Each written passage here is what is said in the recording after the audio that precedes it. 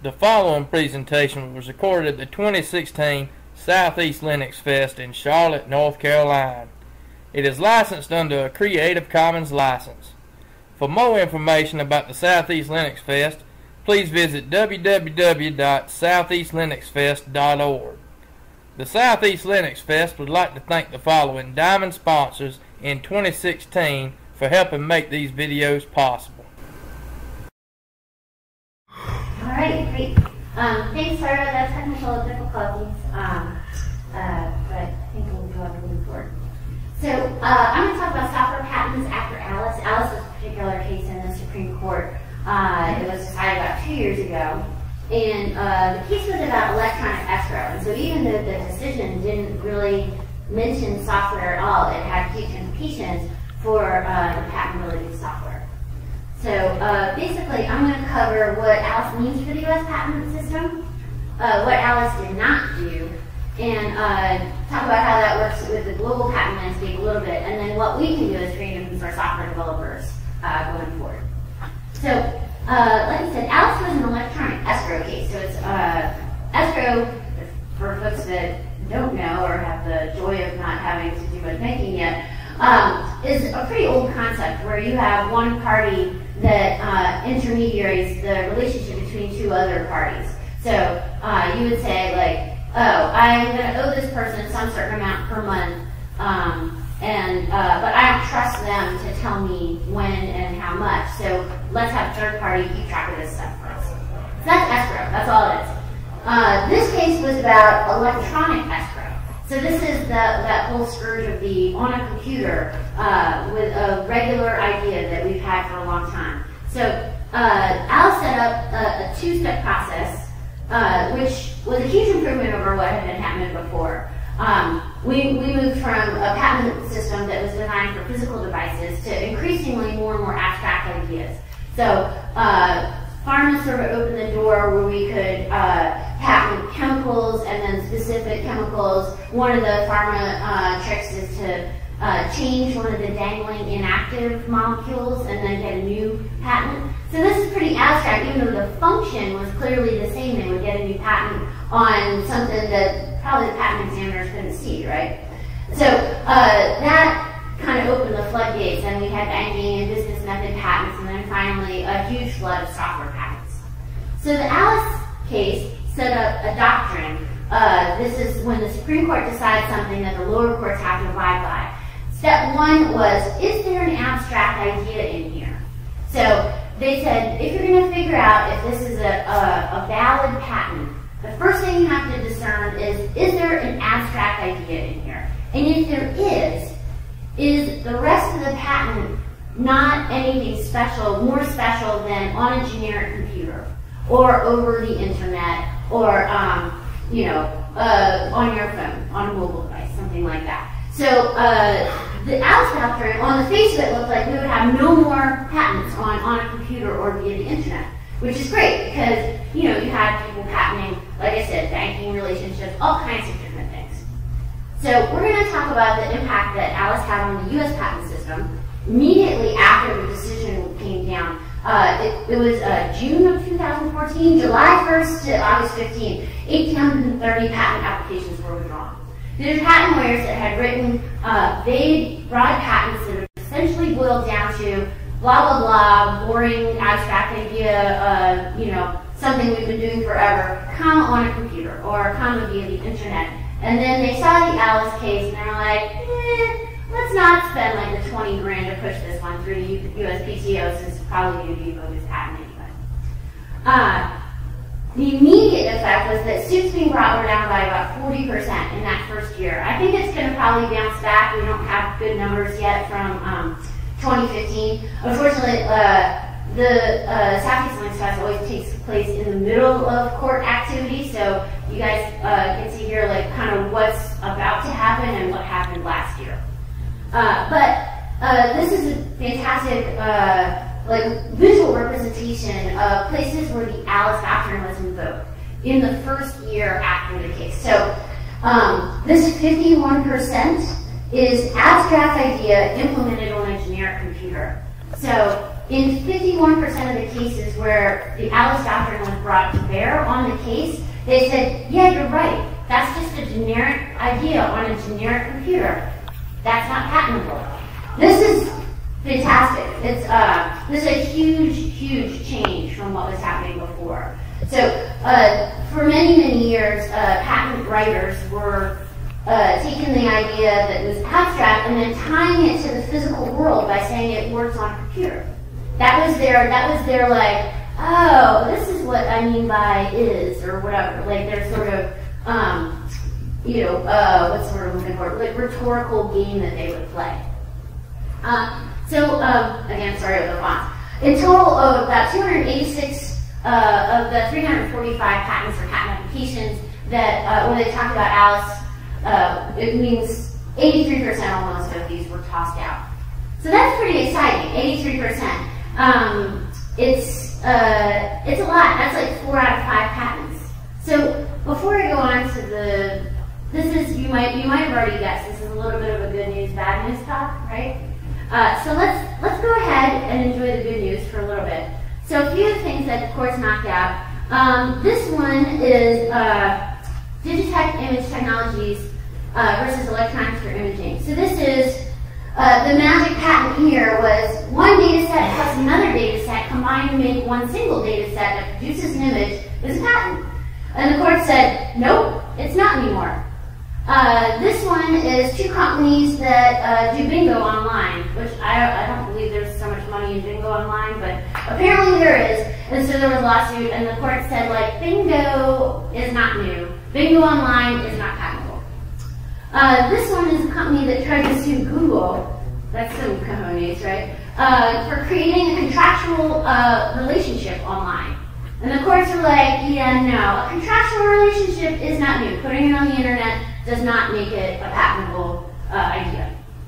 So that's like some of the immediate, like just first couple months after the Alice case was decided. But there were a couple of other cases. Alice didn't happen in a vacuum. This one, Mayo versus Prometheus, which had been decided a few years before, combines with some of the other doctrine from Alice. So this one is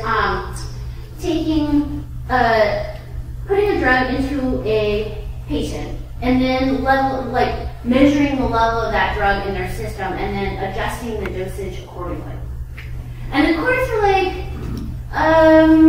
that's natural phenomena, even if you're injecting the drug, and it's sort of, it's like what we expect doctors and medical professionals to do. So just because you're like, oh, I threw some math and some numbers in there, like you can't have a patent on that.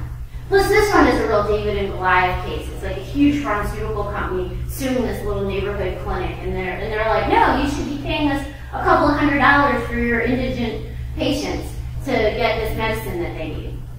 So the courts are like, no. So that's one. So the natural ideas were, or natural phenomena, they had to narrow the scope there. You can't just add math to natural phenomena. This one, Octane Fitness versus Icon Health, is exciting because the court said, this is confirmed at the Supreme Court level, that if you get sued by sort of a frivolous or a bad actor, you can ask for the attorney's fees. So if you get sued by a troll, you win. You say, I'd like my attorney's fees paid, which is awesome. It's not the sun and the moon. It's just the moon. But because there are a lot of other expenses involved in bringing a lawsuit. But this is an important one. About 43% of the cases where they asked for money under this doctrine, they received it. Yeah. That's pretty recent. I thought that was a long-standing principle, or that had been around for a while. You can it depends on the type of case. It's new to see it reconfirmed for patent cases, but it hadn't been typically asked for in that way because the courts used to sort of consider that like 2 practicing entities in the same area is probably good faith. They're a little naive, anyway. Another case, this one you might have read about, Akamai versus Limelight. This is sort of just to illustrate this constant push to widen out the scope of patentability to include everything possible. So Akamai sued Limelight and its users for together contributing to a process that infringes on their patents. There was a lot of front of the court briefs on this one. The courts finally said no. Although Akamai is trying to still get a little edge case a little bit further away from the main subject matter. But in no uncertain terms, the courts are like, yeah, you can't sue the users plus the company as like doing a whole process. That's not okay. So more recent cases have upheld these decisions. One of the things that's really interesting, like, so those first couple of cases I showed you, they're pretty egregious. It's like bingo on the internet, like, come on. Once you decide that comma on the internet doesn't constitute patent on the subject matter, bingo, everyone knows what bingo is, and they're like, yep, of course, you can't have bingo on the internet as a patentable subject matter. But the courts continue to uphold things even when it got a little bit trickier. So, oops. Sorry, these are not all super mnemonic. So this one is interface applications plus speech recognition, which, you know, perhaps both of those things were great and on their own and were patentable subject matter at some point, but they're not new, and just combining two processes that people have already been doing on computers is no longer patentable subject matter, even if you're combining them for the first time. This one is two business tasks.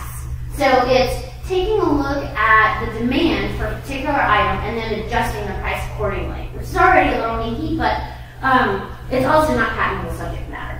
The court said, this is just two business processes. We see what you did there. You can't have two, like, well-known, have been done for a long time business practices, put them on the internet, and then have patent. This one was decided last year, but might actually be going to the Supreme Court, and this is detecting certain types of paternal DNA in utero, which sounds cool and is probably medically useful and all that type of stuff, but it's also not new. It's been done for a really long time. What they said was, we want the patent on looking at the DNA in utero and then doing some processes with it on the computer. And the courts were like, yeah, so just using the computer to amplify the data and play with it a little bit is not patentable subject matter. But Pharma's pretty irritated with this one. So they, there's been a ton of amicus briefs, that's a friend of the court brief, trying to convince the Supreme Court to take this one up and reconfirm this patent. So we'll see. There's also been a lot of changes at the U.S. Patent Office. If you can't see, this is this weird candy in England called Quality Street. So the USPTO has been discussing patent quality a lot. This has been like kind of their watchword for a long time. They I read some weird blogs and subscribe to some weird lists. So I found out that the USPTO is hosting patent quality chat lunchtime webinar series on the second Tuesday of every month. So if you work at the USPTO and you want to spend your lunch on Tuesday in a webinar talking about patent quality, they are there for you. Because they would like people to continue on patent quality. If you wanted me to explain a legal idea or an acronym, let me know. Otherwise, if you could hold it to the end, that would be awesome. I wondered if that was open to the public, that patent quality. Oh yeah, I don't think it is. I think the idea was that they just wanted people to know they're doing stuff. Okay. So, yeah, sorry. If I was invited, anytime I'm invited to a webinar and you guys want in on it, let me know. I hate webinars, by the way. They have also been receiving memos. So there's another case, the Enfish versus Microsoft, and this is an improvement of computer-related technology should be patentable. So this is a case, this is part of the pushback, right, where in this case it was a self-referencing table in a database. And the court in this specific case decided that if the software that you're trying to get a patent on improves the performance of the computer or the task, that you should be able to have a patent on it. Which of course is pretty wiggly, like improves, like, I mean, if you go down the serial aisle and you're like, everything's improved again this week, wow, it's amazing. Like, improve is a pretty wiggly word that doesn't mean that much, in my mind. But people are using this to say like, oh, finally, any new data structure can be patentable again. Which, as anyone who writes code knows, that the data structure is basically math, so, you know. So this would be kind of a pushback. So there was a memo that went to the U.S. Patent Office, and then this is from Gene Quinn, who writes for IP Watchdog. He's a famous like sort of patent maximalist, like pro software patent person, and he said, you know, like, well, we sent them the memo about how data structure should be patentable now, but it seems there are many examiners in the software technology space that simply do not issue patents and seek any excuse to deny applicants. We'll see a little bit more flowery prose from pro software patent folks a little bit later, but this is just like a taste of the kind of really flowery, dramatic, like the sky is falling sort of stuff that we've been seeing from trial lawyers. Lawyers themselves are also attending webinars, again on improving patent quality. So lawyers that write patents for their clients have been doing everything they can to figure out like which terms are twigging the U.S. Patent Office into knowing that we're, you know, filing a bogus, ridiculous, like not obvious or non-novel patent. And so they've been like, well, you know, for banking, just make sure you avoid the word loan, or like avoid this word or that word. For, you know, like don't use algorithm if you're trying to get a software patent. So there's like all this advice to other lawyers trying to be like, oh, just don't include these magic words so that the USPTO doesn't know what you're talking about, and then they might give you your patent, right? So there are webinars here too. You might be able to get in on these. I don't know. So these are. There's been a lot of pushback, and not just at the lawyer level, at the court level. So Nautilus versus Biosig. This was a case that went to the Supreme Court about 2 years ago as well. You know when you go to the gym and you put your hands on the thing and it reads your heart rate? Right, okay. So those are at hand level and hand shaped, right? Because you use them with your hand. I don't know if you could use them with something else, I never tried. But, so hands, human hands, it turns out, are not patentable, because we all have them and they're a natural phenomenon. The patent for this technology is written really vaguely so as to avoid any mention of hands, or hand shapes, or hand sizes, or hand heights, or whatever. So the court, like at the federal circuit level, they said, yeah, okay, that's a patent. And then the Supreme Court on appeal said, no, we looked at that one. If you are a person who is skilled in the art, then you should be able to replicate this patent. But this one is written so vaguely, because they didn't want to mention human hands, that you can't figure out what they're talking about. So you couldn't replicate their technology. And yet, they still are certain that this other company is doing what's mentioned in that patent. So they're like, we didn't say what we wanted the patent on, but we still want to be able to enforce it. And the Supreme Court said no. And then the Federal Circuit, they were like, they sent it back down to the Federal Circuit and said, like, please try that again. And they were like, yeah, I think it's still a patent. So they're starting to be a little pushback from the courts as well. And a lot of conversation about how things are just moving so fast. Of course, that begs the question of, like, too fast for whom, right? Too fast for the American Association of Trial Lawyers. Too fast for patent holders, people who like to bring patent suits in bad faith, non-practicing entities. Yeah, it sucks when your egregious gravy train comes to a halt. Sorry. It happens. Ask anyone from Detroit. It definitely sucks, right? But these, you know, these are lawyers. I feel like they'll fall on their feet. It'll be okay. But in the meantime, it's not been decided. So, if you remember earlier, I said that about 4 out of the 5 software patents may be invalid. If you extrapolate from that pie chart that I showed you, where about 80 to 83% of the cases where the Alice doctrine was invoked were found to be unpatentable subject matter. So, 4 out of 5, if we have about 240,000 or 250,000 software or software-related patents on the books, even if 80-some-odd% of them are invalid, that still leaves us with 40 to 50,000 patents on software. And they're bringing new ones. Like I said, we're having these patent quality seminars, so they're trying to figure out how to bring ones that will stay on that 20% side. So, and there's, like I said, there are still plenty of patents. So let's take a look at what Alice now. I'm not seeing a proper view of that slide. What Alice did not do is fix 20 years of bad patents. So even if you change what the scope of patentability is today, there's still like around 20 years of bad patents on the books. The term for patents in the U.S. is 20 years. You can also try, there is a little bit of a grace period where if within 6 years after the patent has run out, you can find evidence that 6 years ago somebody was infringing on your patent, you can still try and get money. We have a very pro-patent owner system in the U.S. The other thing that did not change is the profitability of patent suits. So even if you have to pay fees for a handful of them, if you bring a patent suit and you win, you get a ton of money. If you settle, you still get money for just sending a letter. So it's still pretty profitable. The expense of patent suits for defendants. So attorney fees are just one piece of the expense that happens when you have to fight a lawsuit.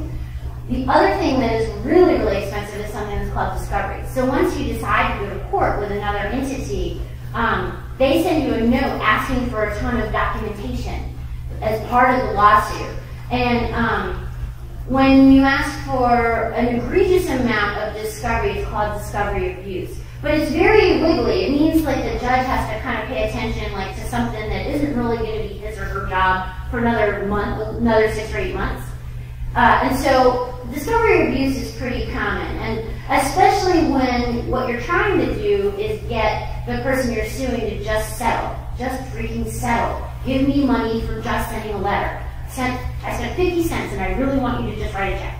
So they send these discovery requests and they're like, yeah, so if you could just search through your email and anything that mentions, you know, the word innovation, computer, email sales, or whatever, for the last 7 years, and then print them out, and then we have our counsel here, and then our local counsel, so there's 11 lawyers on the case, so get that printed out in 11 copies, bind it, and FedEx it to us by this date. Which is, aside from being like a total loss for the environment, is a complete waste of time, and is probably the reason that legal interns cry at night. But, so patent suits are expensive even if you take the attorney's fees out of the loop. Alice also did not make a state from so-called good patents.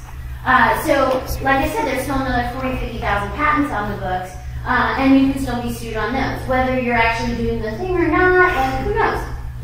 And it also didn't fix our forum shopping problem, which, as you mentioned, this is from the John Oliver Show, although apparently anyone can go and take a picture. This is a Samsung-sponsored ice rink in front of the East Texas courthouse. Yeah. So Samsung thought, well, you know, we keep coming here, and the jury, like, they just don't feel like real warm and fuzzy about it. What if we put a giant honking ice rink in front of the courthouse to remind them Samsung Hearts, Eastern Texas? That's not, like, you can't even make that stuff up. It's ridiculous. And there is a John Oliver segment on this, too. So plaintiffs filed 2,540 patent cases in the Eastern District in 2015, and this is more than the next top 17 districts combined. 43% of all U.S. patent cases are heard in that district. And one of the reasons is that they never even heard of discovery abuse. They're like, 7 years at email, why not 9? Go for it. You know, so this is one of the reasons that the Texas district is really popular for patent holders. Another reason is that it kind of holds over the defendant's head, like a sort of Damocles, the possibility of going to jury trial, which they offer a lot in this district. Not, you know, still mostly people settle, but a jury in East Texas, which is it's an aging population, it's a rural population. After they hear about your amazing innovation for 3 weeks, they are ready to give the patent holder a ton of money. A ton. And so, so the jury trials here are not a thing that you want. So that plus the huge discovery cost makes people want to settle. Once they find out we're going to Texas, they're like, nope, it's not even worth it for the ice skating. So we have not fixed this. And it also doesn't make us safe from new cases that would impact the Alice doctrine or narrow that scope. So this one is one that we think, this is on the cases to watch this year.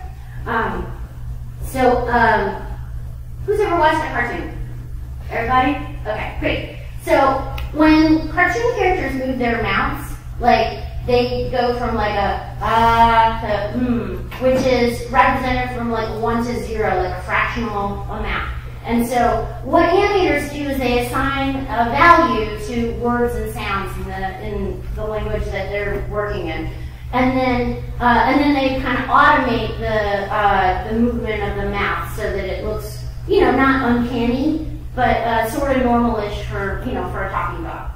And so, one of the companies here did a slight improvement to the automation of the assigning of values to animated characters' mouths. And they're suing another company that is doing a pretty similar optimization. And so this one is maybe going to come through the courts this year, and it is at heart optimizing the application of an algorithm. It's not really super, special stuff, like, oh, I made this a little faster, like, I scripted it, you could have a patent on that, right? But because it's very clear, like, people are like, oh, cartoons, I know what that is. It makes it a really good candidate for narrowing the scope, or for widening the scope of patentability to include this optimization. Because people, they can see what it does, right? So we'll see what happens with that one. But this one has the potential to undo some of the progress that we made with Alice.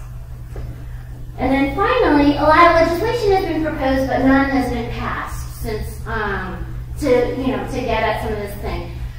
So there's basically like 2 sets of legislation that are winding their way through courts. One would be just increased transparency, and so this would mean some states have laws that you have to do this in their state. You have to disclose the real party and interest. So if you're using 3 layers of shell companies, you have to say who's really going to get the money when you're sued. You have to say the actual patent that you're suing on, which you don't now. And then you have to disclose the actual activity that you think the defendant is engaging in that infringes on your patents. So without that transparency, the letter you get is like, it's come to our attention that you're, doing something that violates a patent. I'm not going to tell you which one, that we, and I'm not going to tell you who we are, is, that you're violating that and you should give us money. I can't actually make my knuckles crack this morning, because that was better when I did that. So the transparency is hitting less pushback, because people don't really want to say I'm opposed to transparency, because that makes you look kind of hinky. But there's another piece of legislation that would be the transparency plus fee shifting and some control of the discovery piece that I talked about. This one is getting a lot of pushback. Especially from large patent holders like Qualcomm, other entities that are worried about upsetting this huge ecosystem of innovation, et cetera, et cetera. So this one, it's going to be harder to get this to pass. The pieces of legislation that would include the fee shifting and the discovery cost control is the Patent Act in the Senate, PATENT. There's a group that likes acronyms more than us, it's government. And the Innovation Act in the House. So, I don't know if we're going to be able to get fee shifting and discovery costs, but maybe call up your people in DC and see if they will help you with that.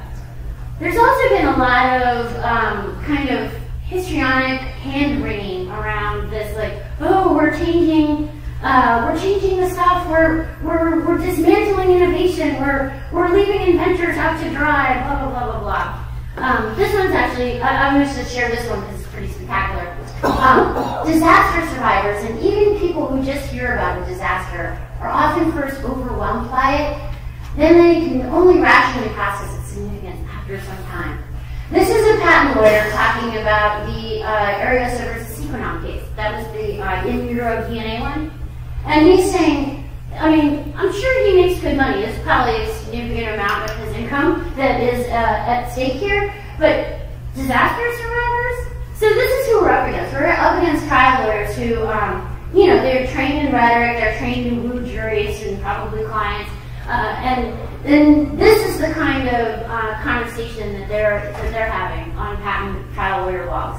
So, which I read so you don't have to. The other thing that is happening is the inter partes review, and there's been a lot of hearing over this too.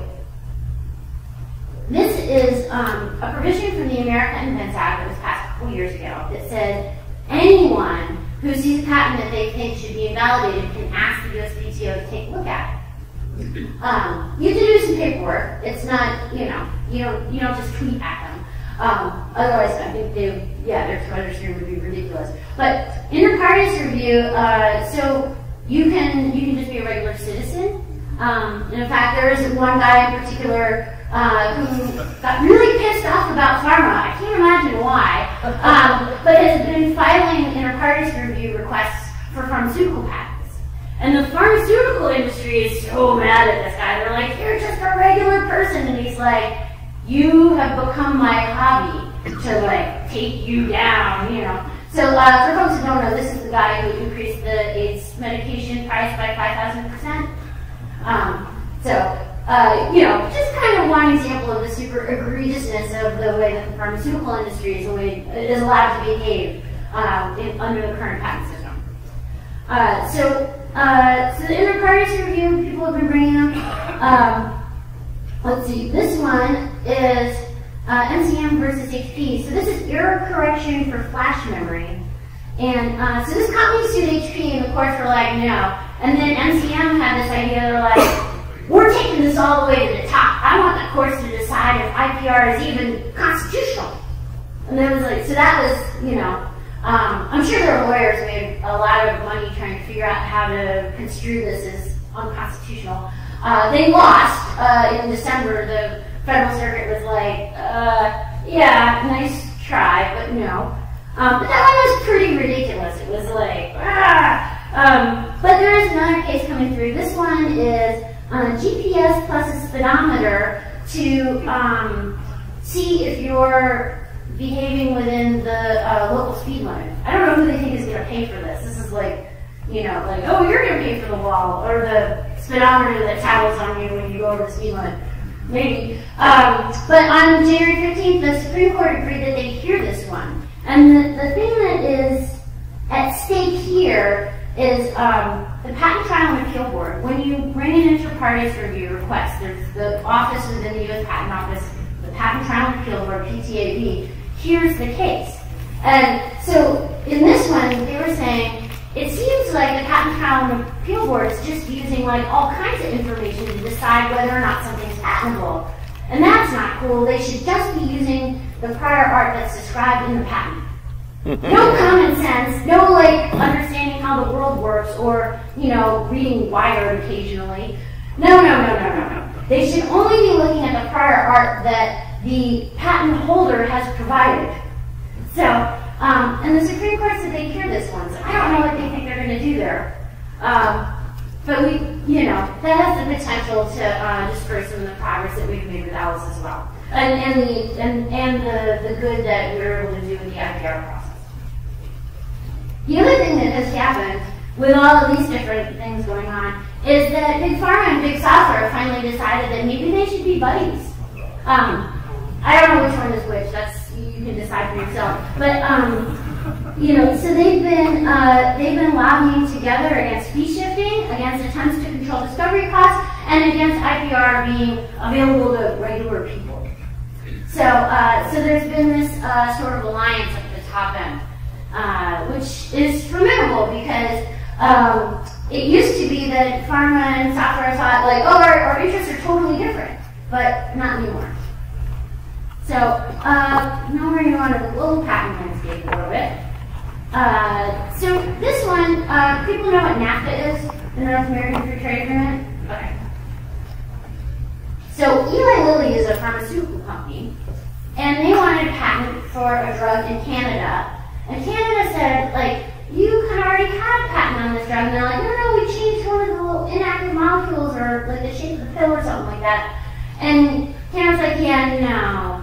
And then Eli Lilly was like, wait, we've decided to do an extreme weird reading of NAFTA that we think entitles us to have the scope of patentability in the nation of Canada never ever change from what we think it should be, or what it is, or whatever.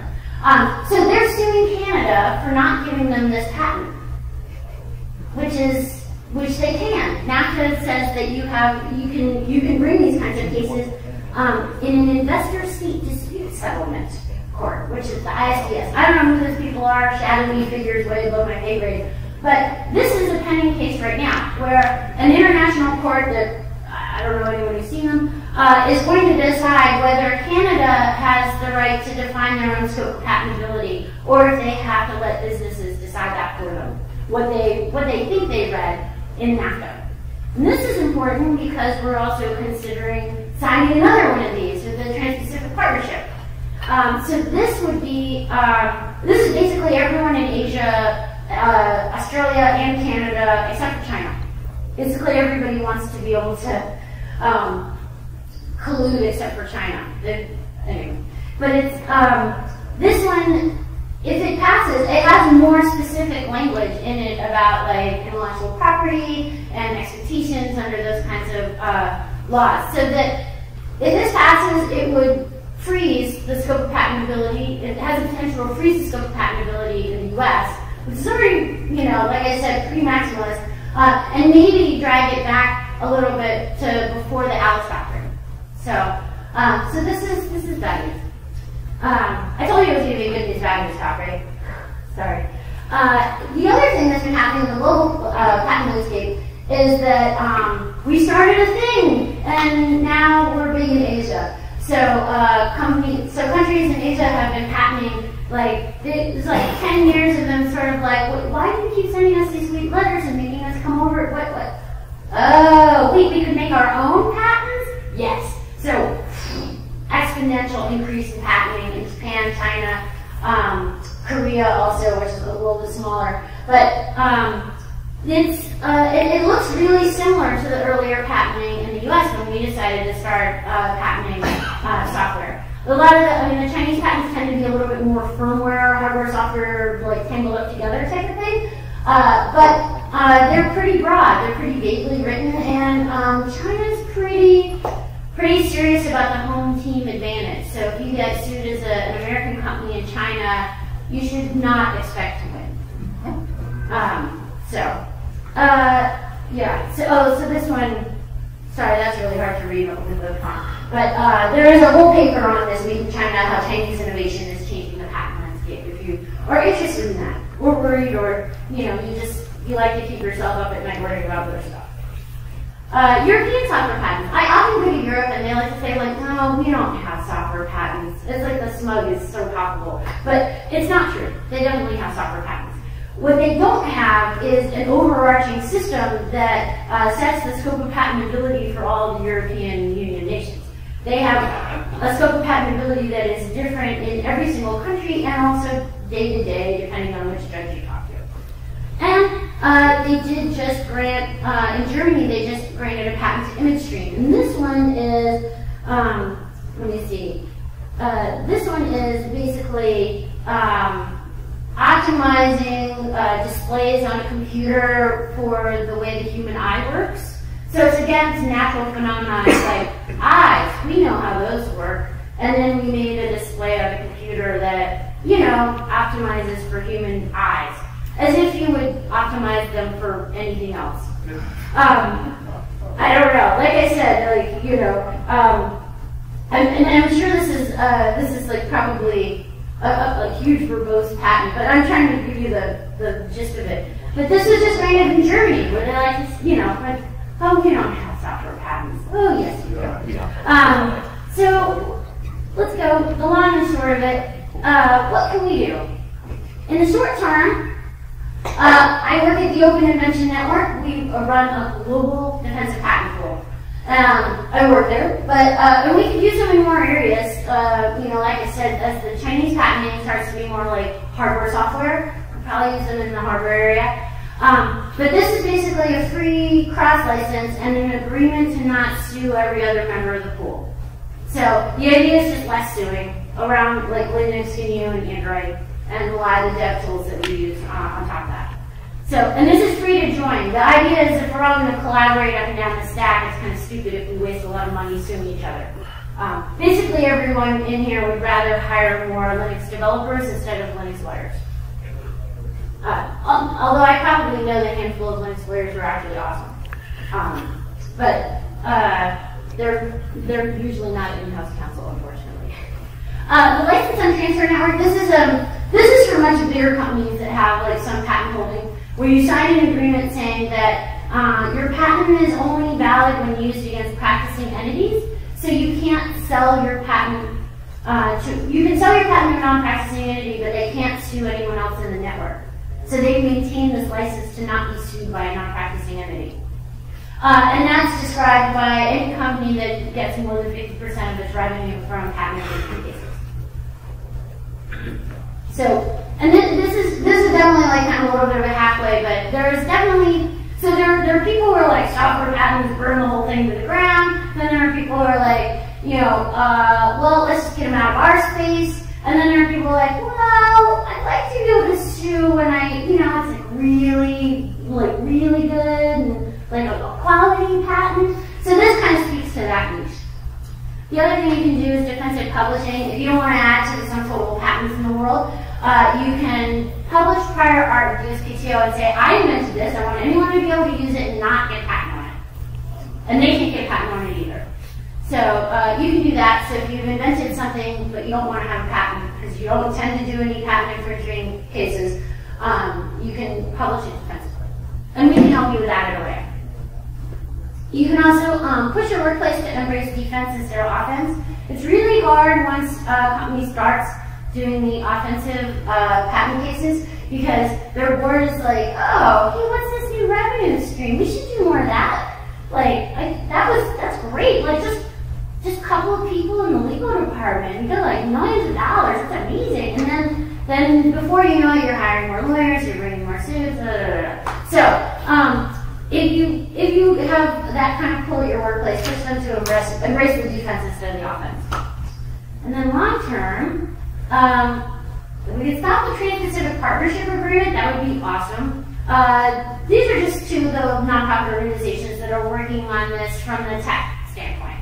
There are lots of other groups opposing the TPP for lots of other reasons, which is definitely out of scope here. But if you want to stop the Trans-Pacific Partnership Agreement, these two organizations at least get on their activist knowing list, and then they can share information with you about how to get that done. And then supporting the Innovation Act and the Patent Act in the U.S. These are the two pieces of legislation that have the fee shifting and the discovery of use stuff in addition to the transparency clause. So this would help get rid of a lot of the more egregious, like trollier types of cases. It wouldn't fix the whole thing, but it would definitely make it much less appealing to do the trolling. So, and then I think the more that we use free software and collaborate together, the less we want to sue each other. So we've definitely seen that at Open Invention Network, where once people get like, oh, like we're collaborating, and also I'm not worried that you're going to secretly sue me on the back end as soon as you know enough about how my business works and what we're doing. Like, oh, okay, cool. So, more collaboration is, I think, going to lead to less suing. And like I said, if you like reading about this stuff, the one-year review, Alice, is the good news. The Chinese innovation, maybe some of the bad news, and then potential for change. Patent progress follows the federal and state legislation. And the fonts really didn't remember on this slide. I'll make this available on SlideShare afterwards so you can take a look. But yes, I got lots of stuff from Flickr and from Wikipedia. And then, you can't even, well, Deb Open Invention Network, I would be happy to take your questions. Thanks for getting up this morning to come and hear about patents. Yes? Have you actually, okay, you are a practicing attorney, correct? I am not an attorney. Okay. Yeah, and sometimes I tell people that this is also not legal advice, but this is not legal advice. It's never legal advice for me, actually, but I just forgot to say it. So, could I ask what your role is?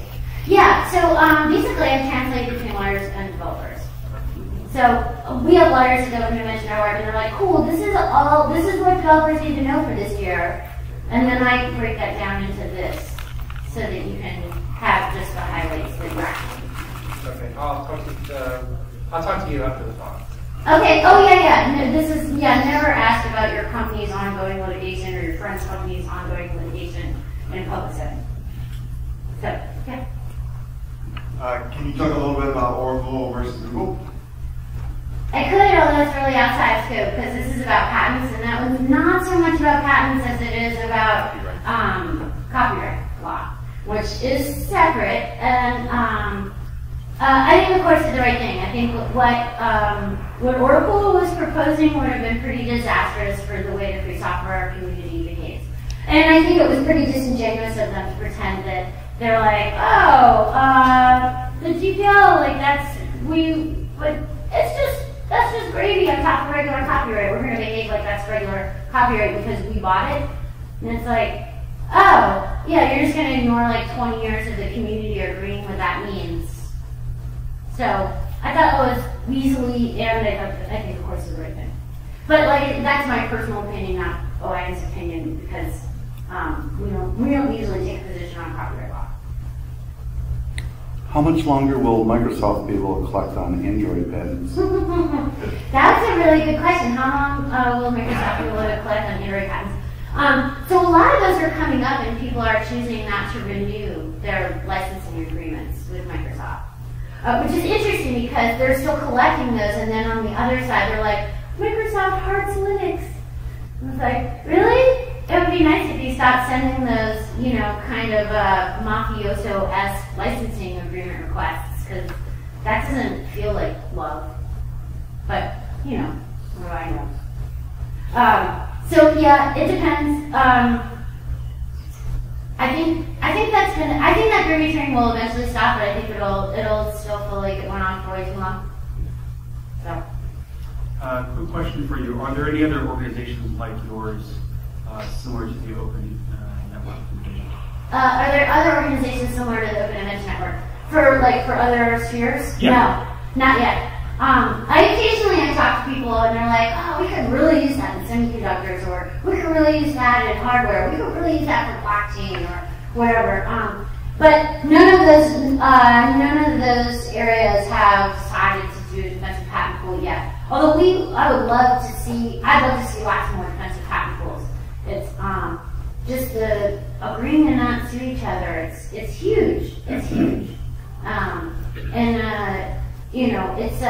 There's like whole books on how patent speculation deters innovation. Of course, there's some flowery prose from trial lawyers that say that's all wrong. But I think James Besson from Boston has a book, Patent Failure, that kind of was one of the earlier books that cut to the heart of like, do patents spur innovation? The answer is no.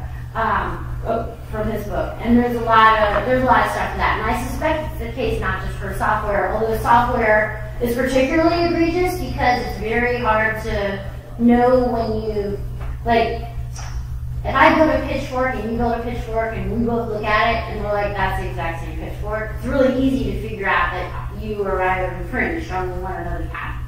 But for software, because you might use contacting a remote server to do some amount of computation and return the results to the user in, say, a dating website, and I'm using it for like a Pokemon fan forum. It's the same algorithm, but it's completely different use case, and we might not even be aware of each other's websites. So notice is particularly hard in software, and that's why I think we went there first in software, because it's so egregious. Other questions? Yeah. Is there a way to look for prior art, like if you're getting ready to give your idea to the free software community and you want to get one of those anonymous letters, how would you make sure that you're not stepping on someone's invention? So I have a colleague who focuses entirely on defensive publications, and she would help me navigate that process. But the USPTO stuff is searchable. It's not a great website, but it is searchable. You should also probably speak with someone before you do it, because there is some danger that by looking at other patents in your space, you open yourself up to what they call willful infringement. So if you did get sued on any of the patents that you might have seen in the course of your search, your infringement would be willful because you knew about those patents as opposed to accidental, and that can lead to much higher damages. So you should be careful about who does that searching, and I would be happy to put you in touch with my colleague Andrea if you think you have something new and you want to do some prior work. Other questions? Okay. Okay, great. Thanks so much.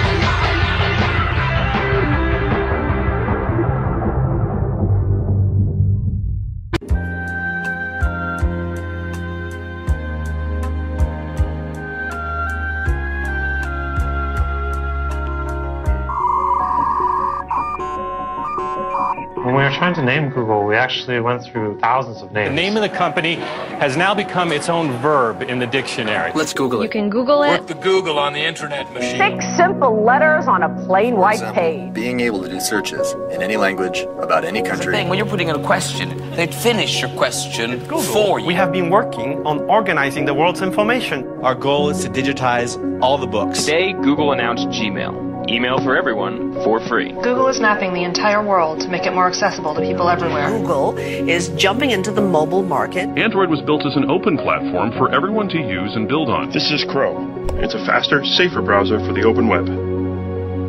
Google is unveiling what they call the knowledge graph.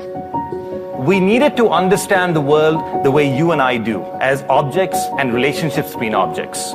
Today, Google's got another useful feature with Google Now. We are providing you with answers before you've even asked for them. One of my favorite cards is the one that shows traffic data for your commute to and from work.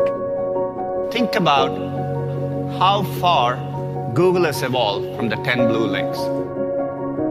We asked ourselves, how can we assist you right when you need it? Okay, Google, call the Walker Art Center. It's not just desktops, phones, and laptops anymore. Okay, Google. 유진이한테 5분 늦는다고 문자 보내줘. It's watches with displays, car consoles with displays. Okay, Google, let's go to the aquarium. How can we help you get things done in as few steps as possible? Okay, Google. Okay, Google. Okay, Google. Show me my photos of Lucas with the pumpkin. But we have to remember, we have a long way to go. This is just the tip of the iceberg.